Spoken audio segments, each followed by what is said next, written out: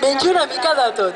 Mira, menjo cabres, cavalls, vaques i bous, gats, gossos, gallines, conills, tortugues, serps, ocellets i també alguna persona de tant en tant. Oh, mon Dieu! Quina mala alimentació! Ah, sí? Per això tot tu fas aquesta pudor! Oh!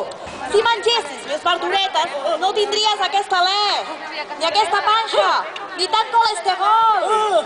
Viuries més anys i molt més sa.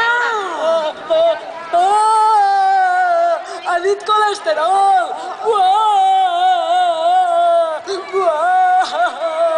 Ai, és per això que cada cop estic més gordo. Ai, si segueixo així, no arribaré mai als 650 anys com el meu besavi i moriré només amb 450 anys d'absurda existència. Calma, calma, calma, calma, calma. Demana perdó al poble i veurem què s'hi pot fer. Perdó. I davant de tanta llàgrima, el poble el va perdonar i el drac, tot penedit, es va convertir en vegetarià i va començar a ajudar la gent del poble. Fabricava l'oli saltant entre les oliveres mentre feia exercici.